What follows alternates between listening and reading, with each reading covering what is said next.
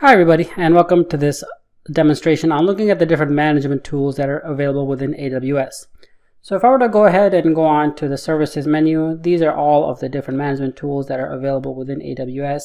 Now I'm not going to go through all of them because that would be a bit outside the scope of this course. I'll just show you a couple of the main ones that are used quite often within AWS.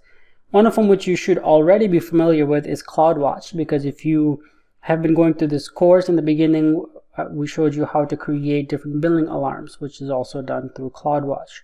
So let's say if I were to go into the CloudWatch dashboard. Now the overview just gives me a basic overview of what's going on within CloudWatch. So let's say if I were to go into the dashboards, here's where we can see all the different dashboards that are created for us to monitor our different metrics within AWS. So let's say if I want to create a dashboard to monitor one of my S3 buckets. I'll give this dashboard a specific name. I'm going to go ahead and click on Create.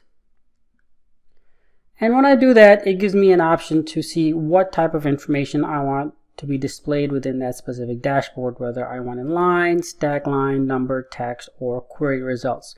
So depending on what you are trying to monitor would determine how you want that data to be visualized. So since it's an S3 bucket, I just want to monitor the progress of it. I'm going to go ahead and click on this specific line and click on Configure. When I do that, here's where all the different metrics that are available for us to configure within CloudWatch, API gateways, DynamoDBs, and so on. What I'm interested in is S3. And as you guys can see, it also lets you know how many metrics are available within each of these functions. So S3 has 6 metrics, recognition has 12 metrics, and so on. So when I click on S3, I have storage metrics. As you guys can see, I have 3 buckets that are created within my account. And for each bucket, I'm able to monitor the bucket size in bytes and the number of objects within that bucket. So let's say if you had 30 buckets within your account, here you will have 60 different options to choose from. Because let's say if I only wanted to monitor the size of the bucket, I can select this. Or if I want to monitor the size and the number of objects, I will select both of these options. And I will create the widget. And there we have it. Now when either the size of the bucket increases or the number of objects within that bucket increase, this will also increase.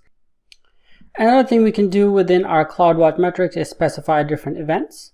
So let's say if I want a specific rule to be triggered when something happens, I can specify that here.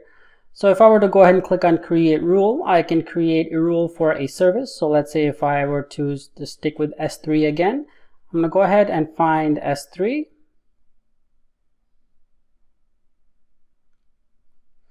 And for the event, I can specify bucket level operations or object level operations. So let's say if I were to stick with bucket level operations, and I can do it, say if anything happens within that bucket or a specific operation within that bucket. And for specific operation, it'll give me more detailed information. So let's say I want to be notified if anything happens to my bucket. Let's say if a bucket is deleted, I want the administrator to be notified, because again, that is a big thing to happen if an entire S3 bucket is deleted. So let's say if I want to be notified if an S3 bucket is deleted, and as you guys can see, it also lets you know the different JSON script that it's been writing for you. And here's where we can let AWS know what will happen through a Lambda function if this S3 bucket were to be deleted. And here's where you can specify, again, a specific Lambda function. So let's say if you have configured a Lambda function to trigger an SNS or an SES or send an email, we can specify that here. And if you can click on Configure the details, we'll configure the rule details and create the rule.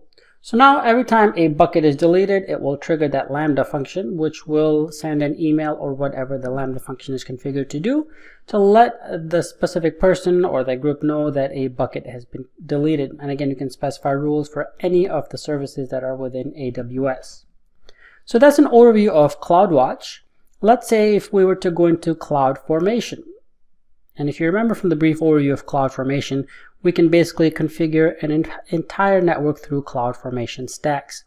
As you guys can see, I've configured a couple of CloudFormation stacks that are available through Amazon for Sumerian. But here's where we can let you know how many CloudFormation stacks you have deployed. You can create a stack, And creating a stack is a bit outside of the scope of this course, but just to let you know, there are templates available by AWS for creating stacks. Or you can use one of the sample templates that AWS has. If you want to, let's say, create a WordPress blog, or you want to create a Ruby on Rails stacks. These are the default templates that are available by AWS. So let's say if you want to create a WordPress blog through CloudFormation. So I'm going to go ahead and select that. I will click on next. Well, before I do that, if I go back, here is where you can view what the CloudFormation stack actually looks like. So if I click on view in Designer,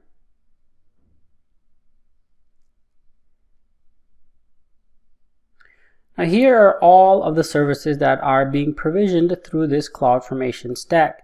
On the bottom here, it'll let you know JSON. So if you want to write a JSON script to do this, you are also able to do that.